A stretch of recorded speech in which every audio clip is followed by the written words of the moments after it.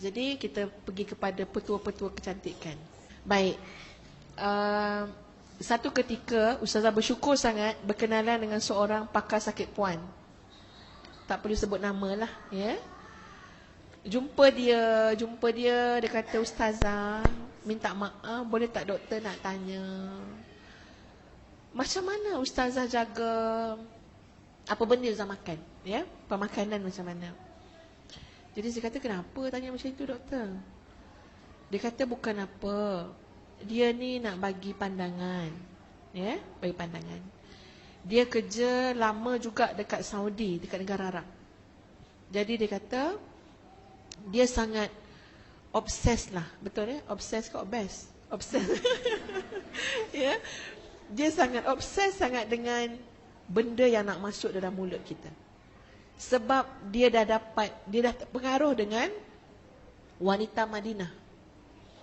Wanita Madinah, dia kata, dia pernah jumpa satu wanita yang bersalin dalam bentuk operation ni, melahirkan ni, operate, sampai 9 ke 11 orang.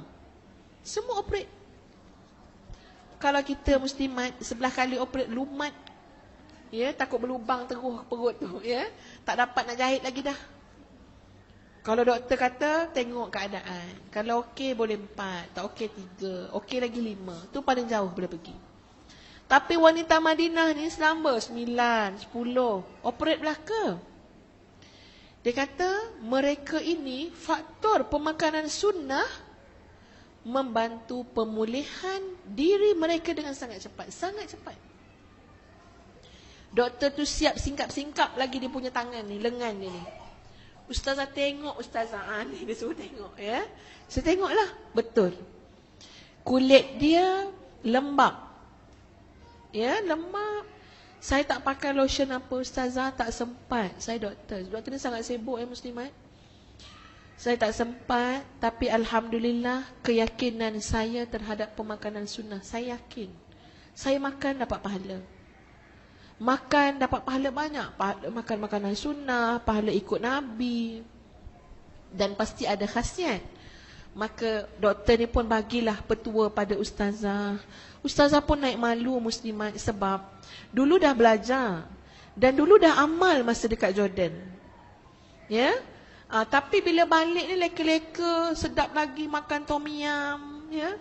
Makan sambal, paperit, leka-leka teringat makanan sunnah dah. Jadi diingatkan balik. Maka di antara yang doktor ni ajar dan Ustazah pun dah cuba amalkan kepada anak-anak juga, kepada seisi rumah lah, ya. Kalau kat dapur tu banyaklah botol-botol-botolnya. Cara dia begini. Ni asas pen ni, ya. Nombor 1 sekali, bangun tidur itu minum air suam.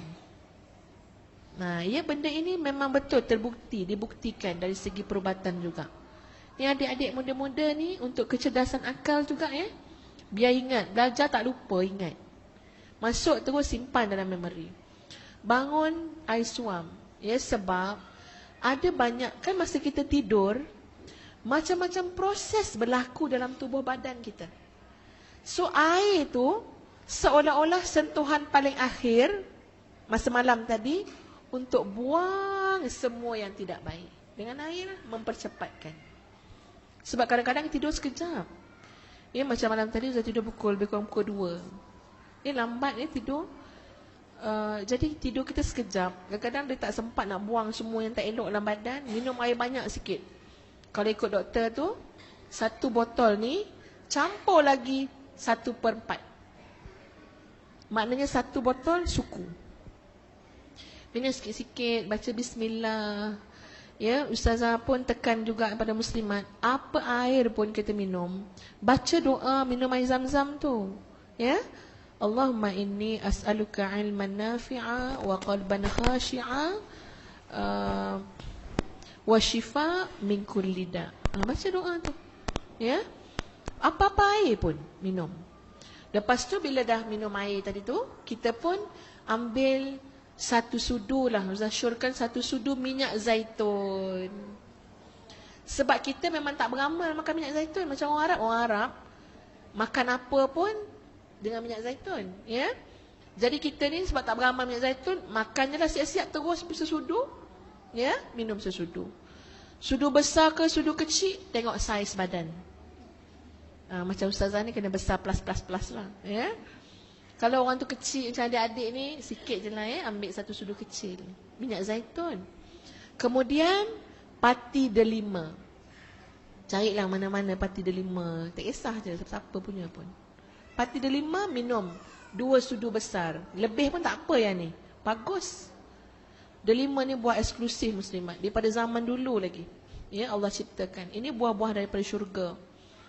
Lepas ambil buah dari pati delima, kita pun ambil air suam, masukkan madu 1 sudu, masukkan 1 sudu kecil sangat minyak habatus sauda, ni nak campur ni dalam air. Kemudian masukkan minyak kelapa dara. Ni menung muslimat, manalah nak cari kelapa dara ni. Kelapa pun tak nampak KL ni, apatah lagi yang daranya, ya. Lepas tu masukkan beberapa helai za'faran. Muslimat tahu tak za'faran tu apa dia? Payah jugalah cakap, tak bawa pula contoh dia. Dia macam helaian-helaian tu kan. Kalau serbuk dia orang buat macam nasi-nasi. Dia masuk. Tapi yang serbuk ni tak pakai. Yang serbuk ni tak nak, Kak. Kita nak yang dia punya original tu. Makin mahal makin baik.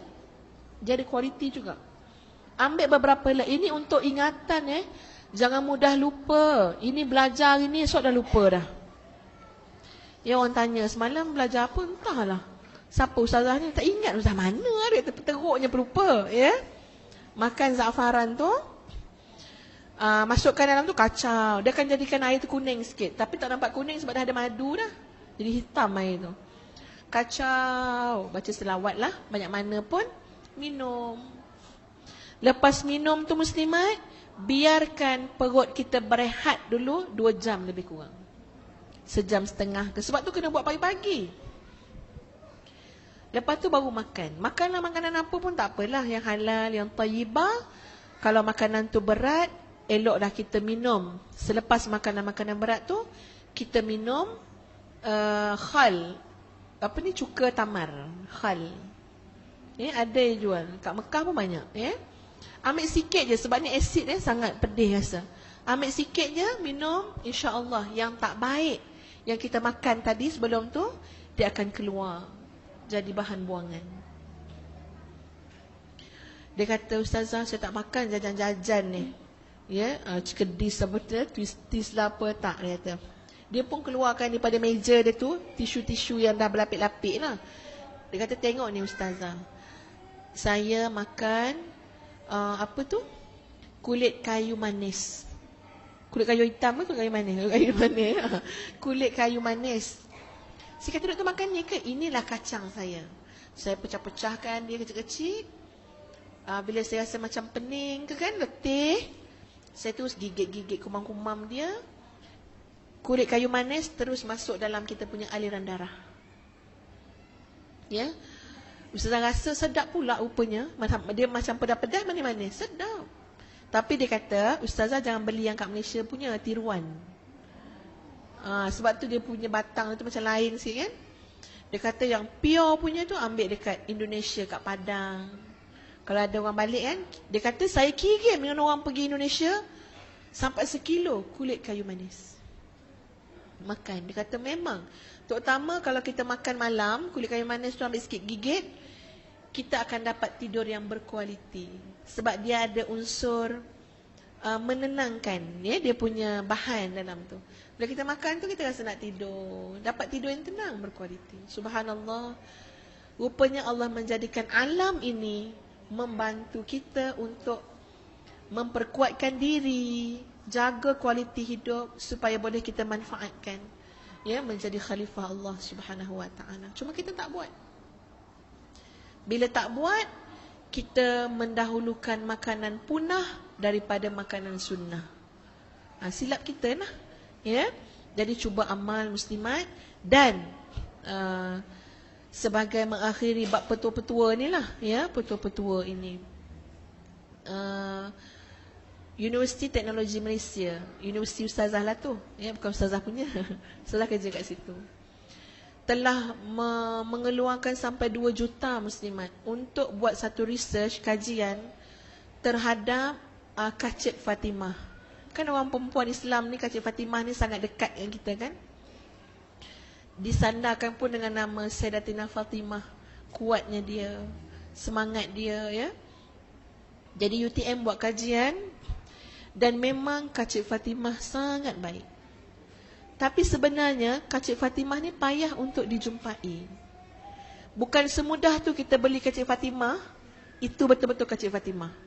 Sebab payah tu Kacip Fatimah tu nak dijumpai.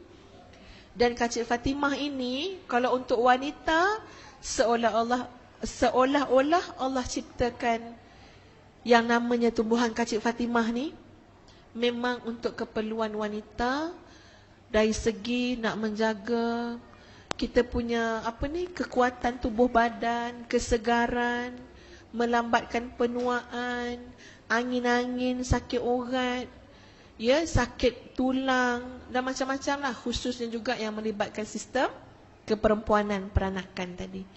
UTM keluarkan 2 juta muslimat untuk hasilkan Kacip Fatimah. Tapi bila dah keluar Kacip Fatimah tu,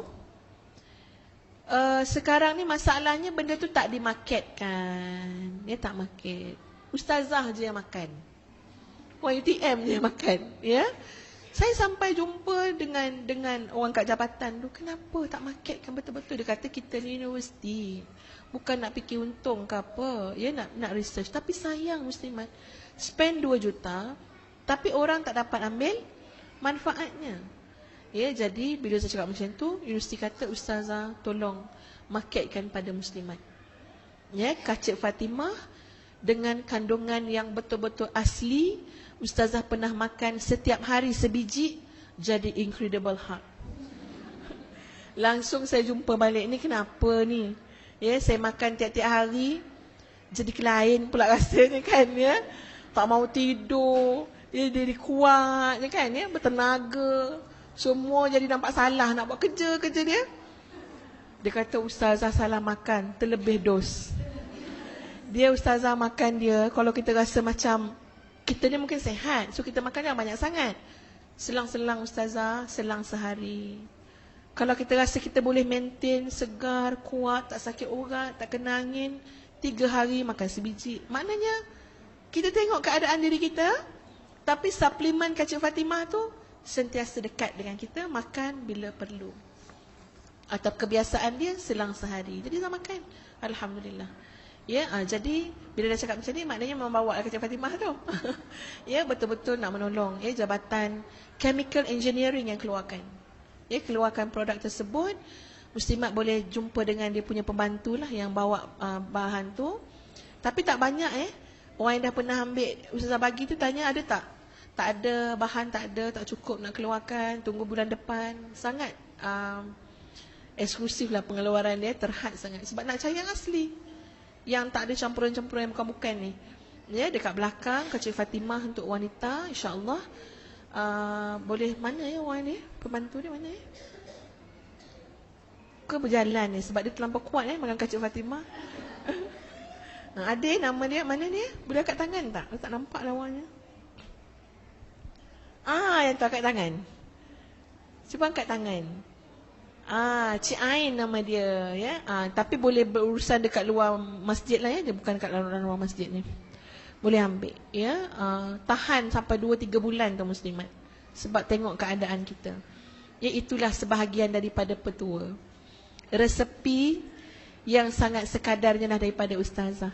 Kalau tanya dengan makcik-makcik yang dah lagi veteran, lagi banyak petua, lagi banyak resepi. Muslimat ni kena buat lain pula, panggil barisan orang veteran pula, kongsi rahsia dia. Jadi aqulu qawli hadza astaghfirullahal azim li wa lakum. Assalamualaikum warahmatullahi wabarakatuh.